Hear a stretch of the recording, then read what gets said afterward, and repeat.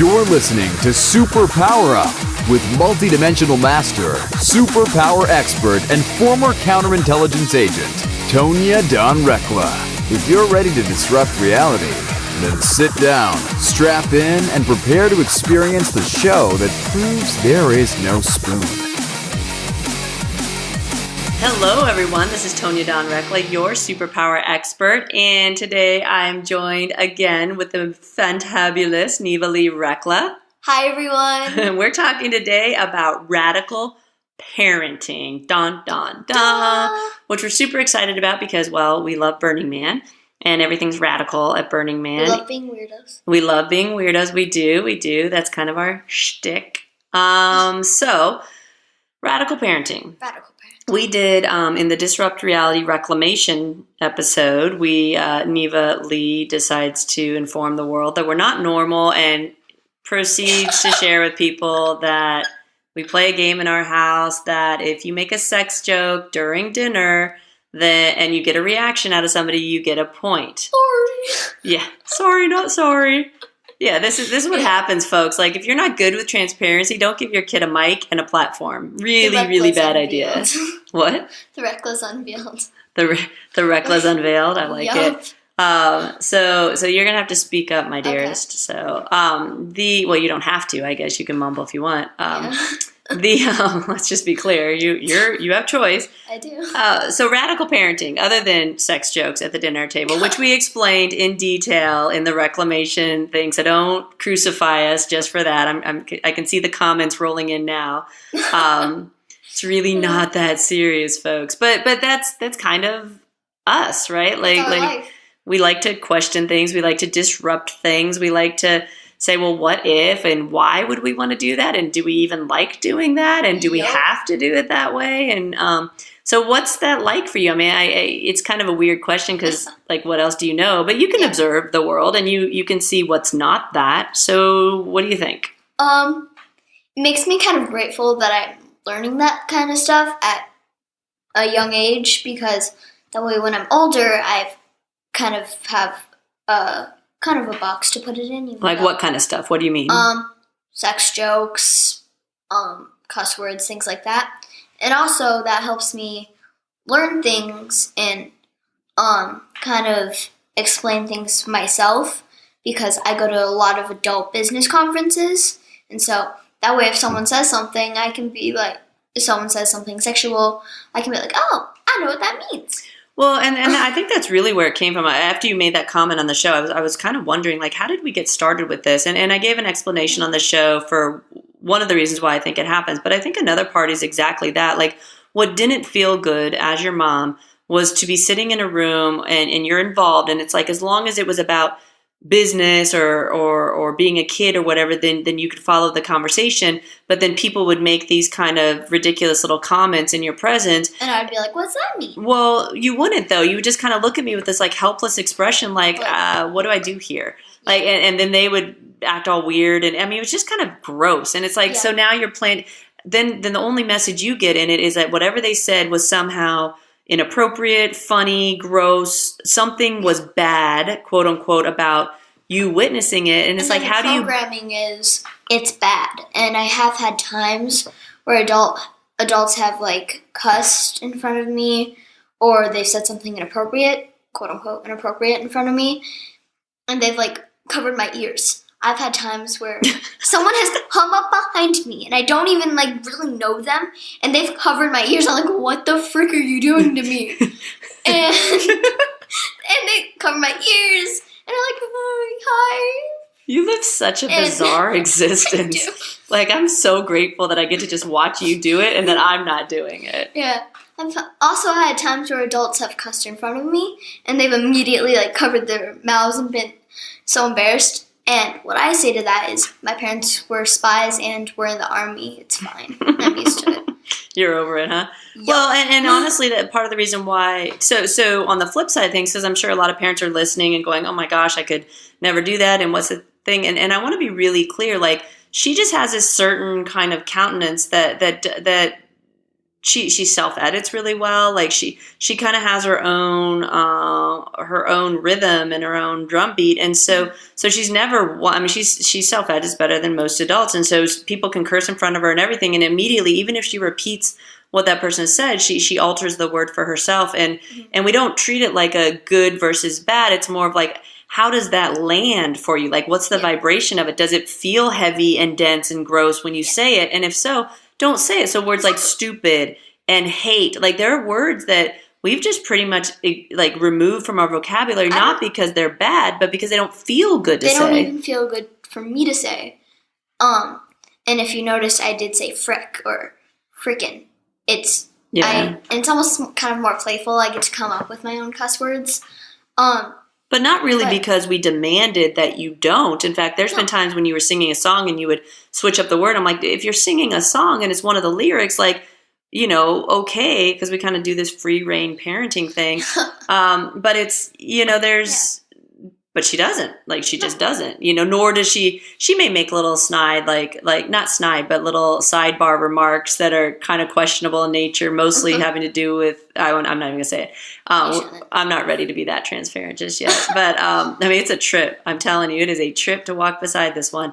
But that piece of it, back to my original point, this is 9 years in the making, folks. So don't think that you're going to just like start making like sex jokes or cursing in front of your kids and that's going to go well for you if there's a difference older than 2.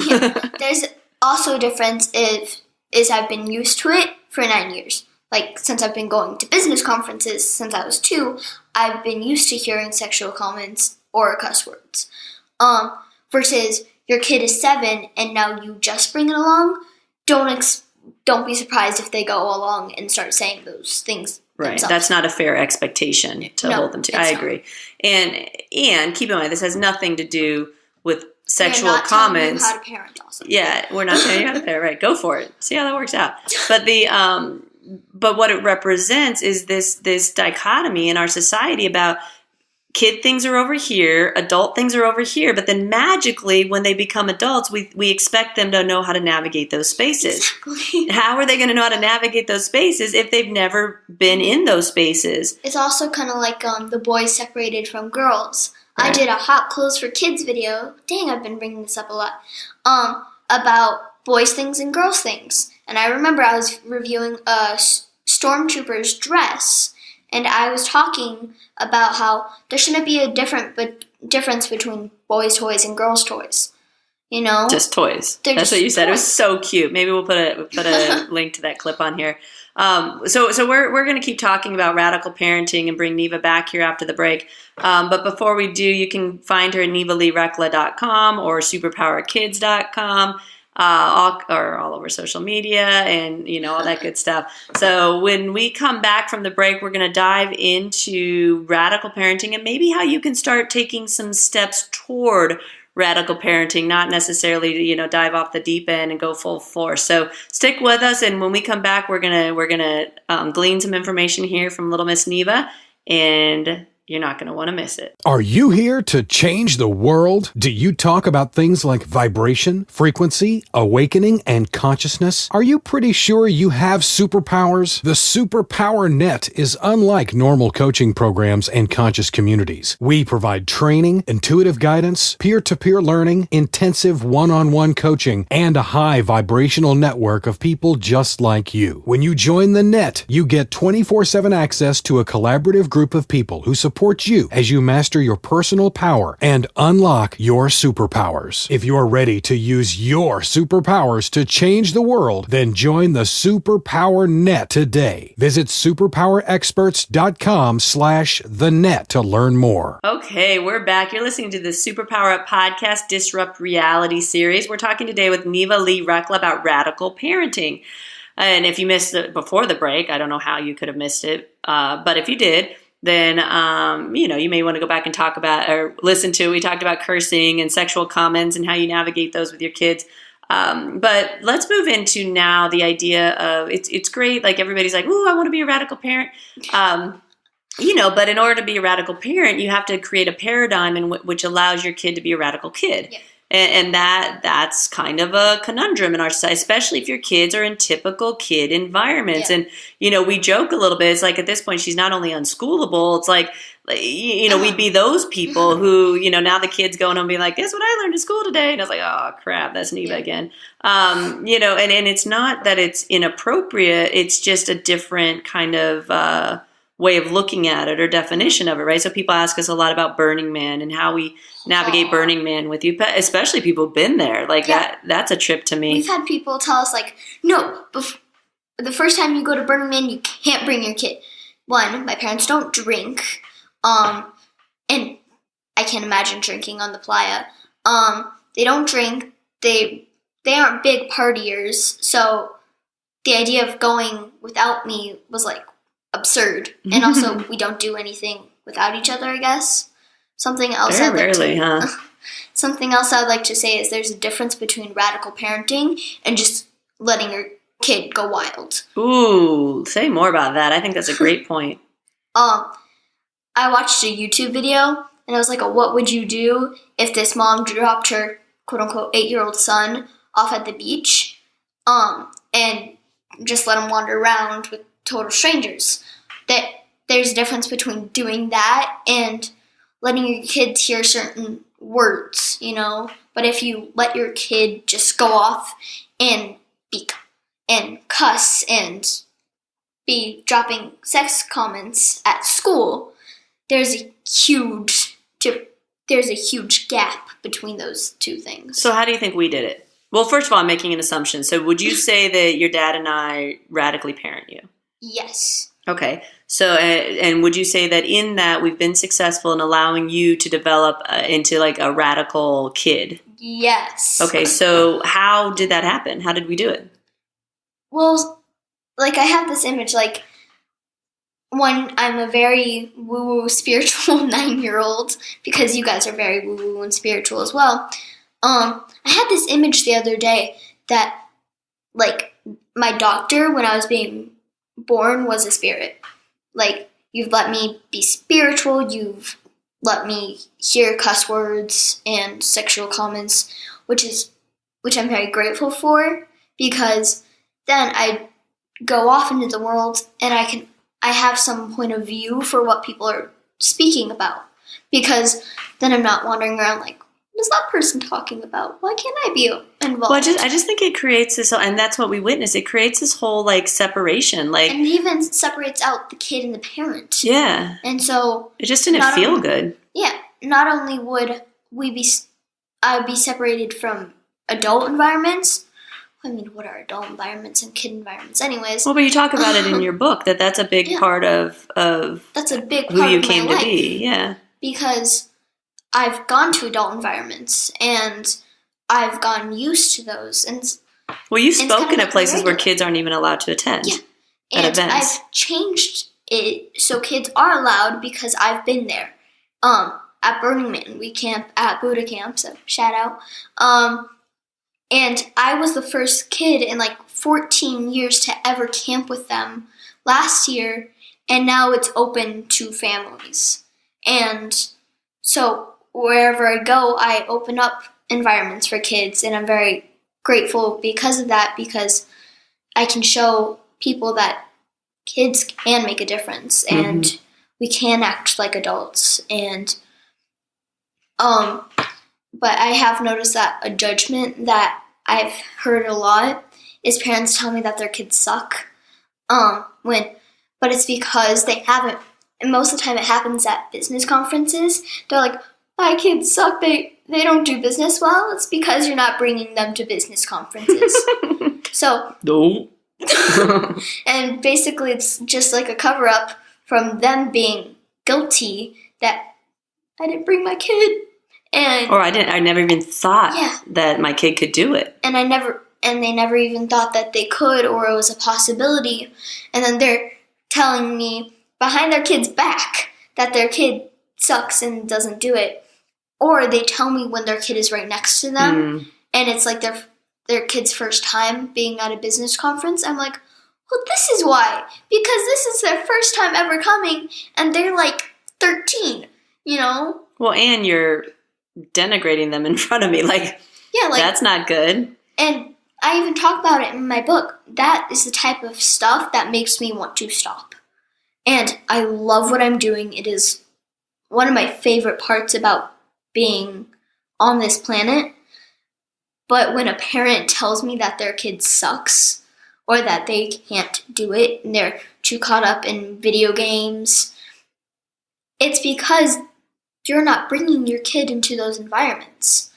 I had a parent ask me, and this is one of the best questions I've been asked from a parent, is, why do you think kids are scared to face their fears and, like, follow their hearts and follow their dreams? And I said, it's because our parents aren't showing us that it's a possibility, and they aren't taking us to business conferences.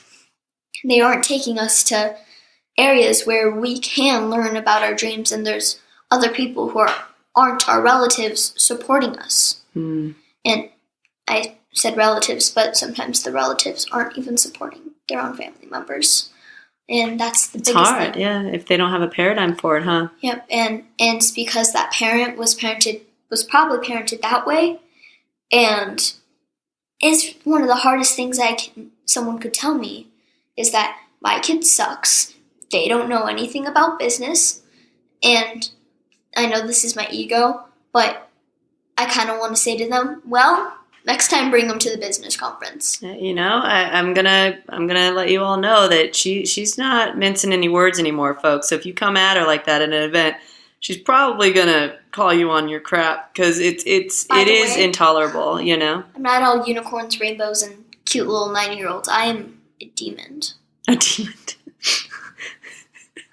Demon. The word is demon. I'm a demon. And perhaps you want to elaborate on that. Okay. Rather than just dropping that bomb and walking away from it. Like, oh, okay, well, on to the next thing. You should buy her book. I mean that. Maybe we could look for a different word. No, Yeah. Please explain. It came out of your mouth. I mean that as in, I'm not a regular 9-year-old, and so. Well, but what does that even mean, right? Do we really want to promote that? True. I do this a lot for my parents, and I will do it for a random stranger. I will call out your BS. I will not let you share it to the world, nor am I interested in hearing it. Sometimes I am the one promoting it, because I have those times, but most of the time, if I'm in a higher frequency and coming from my heart, not my head, BS is nowhere for me. I will not hear it, nor will I let a parent tell me that their kid sucks because of that, you know. So that feels a little like you're gearing up to play that Yeah. role, which is fine, because usually that happens first, right? We kind of get that kind of warrior sense until we're like, is that okay? Am I still alive? Yeah. Can I say it? Is mom okay with that? Are the listeners going to kill me? Am I getting a lot of hate mail? Like you kind of test the waters first so you can integrate it and then carry it. Because my suspicion is that you will integrate it and you will carry it in a very powerful way, and it won't be so like, I'm a demon, I'm going to kill you, you know? Don't talk about your kids, I'm going to eat you. That was the wrong word. No, but I think it was the absolute right word, because you're playing with how to stand in that space and to help parents see, no, it's not okay for you to badmouth your kids because you're afraid that you screwed up. Yeah. Right? It's only a cover-up and that only tells me that they felt like they messed up, and so they take it out on their kids, and that's only tells me more about the parent than the child. It's because they're afraid that they messed up in some way, and so they're like, it's all my kid's fault. Yeah, well, my love, what I do know about you is that you walk this world with grace. Not that you don't screw up from time to time, or the Not demon comes out, but you're not always graceful. That's for sure. But you have a generosity of spirit that I trust that if you hold to your center and connect to your highest, in those moments where there's an opportunity for you to present a different perspective, the words will come to you to do it in a way that the parent can receive it as the gift that it is. Yep. Their pieces and parts may not be all that keen on it, but I trust that when you're called into that space, that it will be from the place that you always serve from, right? Yep.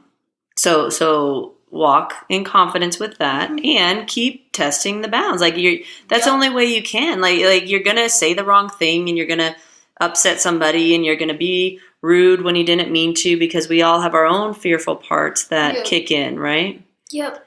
Okay, so let's go back to talking about me. And I want to talk about me. You want to talk about that, right? I know. That was my attempt at levity. But but when I asked about, so how do we parent? So you named the big one, which in your book, right? A, B, C, D, E. A is adult environments. We talked about that. What else would you say? Not connected to your book. That's not where I was driving it. Mostly I was just, throwing in a promotion of the book right there. Buy the book, buy the book, buy the book, buy the book. What else would you say that we do that leads to radical parenting? Because I think there's a lot of parents that really want to know, and maybe they can't take their kids to all kinds of adult environments and business conferences because they're not going to them, or the kid's school schedule won't allow for. What else can they do, or what do we do? Well, it's so weird because it's like, this is my normal, so asking me how it's different, it's almost like can't cooperate. Well, I'm not necessarily asking you how it's different. Let's talk instead about how. Okay, so then describe our parenting relationship to you. Like, so a lot of the times I notice like it's not parents against children. Most of the time, if it is, that's my ego making it. A lot of the times we come in a heart center. We always have each other put it out in the middle. So if we're insecure about something, we've had a hard day, we put it out in the middle before we eat, before we go to bed, even before we get in the car to go on a trip. We put it out in the middle. That way we're not storing it inside of ourselves. And that's one of the biggest things, because then we can go about our lives being happy. What do you mean by put it in the middle? So basically, like, instead of store up pent-up anger and sadness and insecurities, we kind of like not vomit it all over each other, but we kind of just like lightly place it in the middle, and then we deal with it. Not deal with it, we kind of fix it one person at a time. And so we're like, okay, let's work on that, versus just go to your room and scream in a pillow. Also, the way you, what's the word? Kind of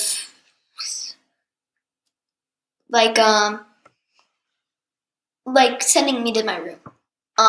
Some parents I notice do that to, like, they say it in a different way. So, like, go think about what you've done, young lady. You guys don't do that. You go into your room. Go think about what you've done. Think about how you can go into a high frequency. When you're in a high frequency, come out and we'll talk about it. Versus, like, the room is, like, the punishment. Yeah, I think that's an interesting concept if you think about it. Like, that's your room. like they sleep in there. So all their pent up anger and sadness, like a prison, is in their room, and then like they go to bed in there, and it's like, why do you think your kid wakes you up at 12 o'clock? It's because or they have restless nights or nightmares. Like I would too. And so it's like, I see it more as like your safe space to like separate for a second. Yeah, and be surrounded with you and your kid stuff and your world to be able to go, okay, is there a different perspective here? And it's just so weird that it's like the room is like that's a bizarre practice. Center. Yeah. So if you're curious as to why your kid is waking you up at 3 a.m., it's probably because that's where you sent them to. This is smart. There you go, folks. So that's a great example. I like that example. I hadn't thought about it before, but I hadn't thought about it until this moment. Well, and so, okay, so then people ask us, like, well, how do you know to do this? And is there a book? And who do you follow? And da-da-da-da. I'm like, we just make it up. Like, I did not come out of the womb with an instruction sheet, just to be clear. She did not, folks. That is a true statement. And on some level, we're all given an instruction sheet, because if you simply attune yourself to your resonance, then you know what feels good. And that's why, like, oftentimes that's where we get the inspiration to do things differently is like our example of why we would start explaining to our child some of these lewd comments.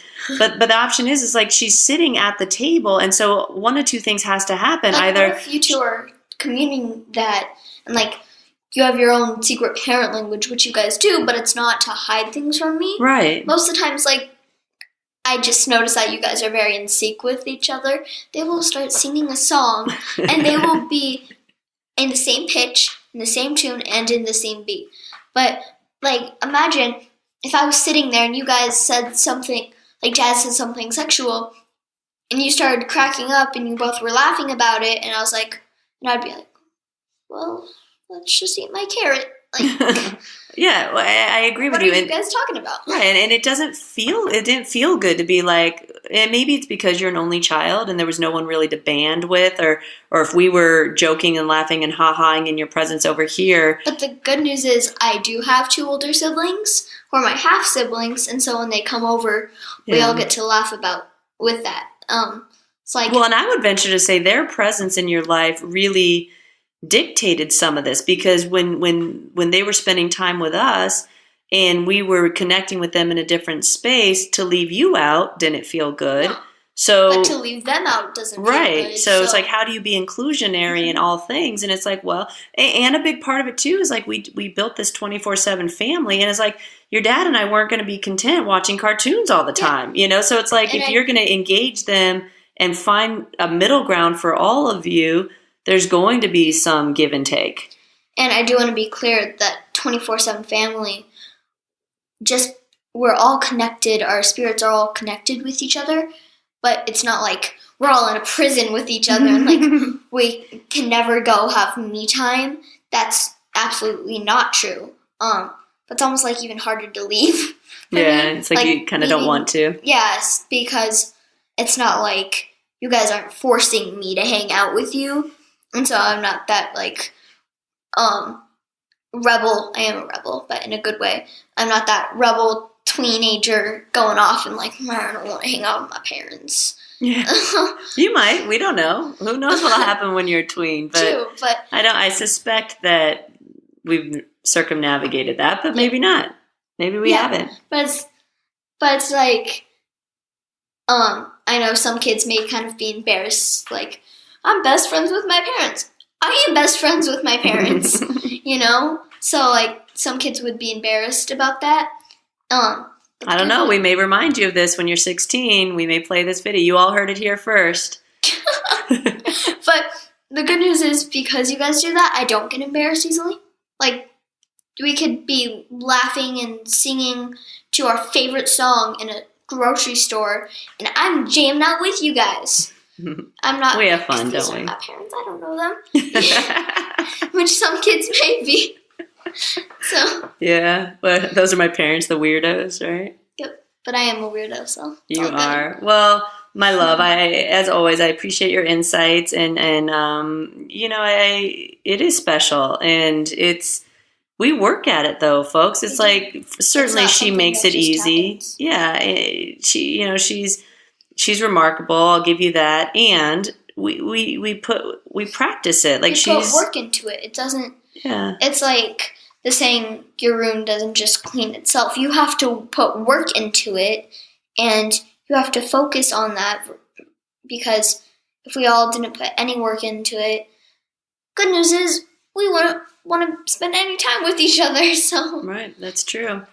So very cool. What's a last piece of advice? So there's a parent watching this, and they know that they've been parenting in very traditional ways, and they're like, you know, I'd like to change that relationship with my child now.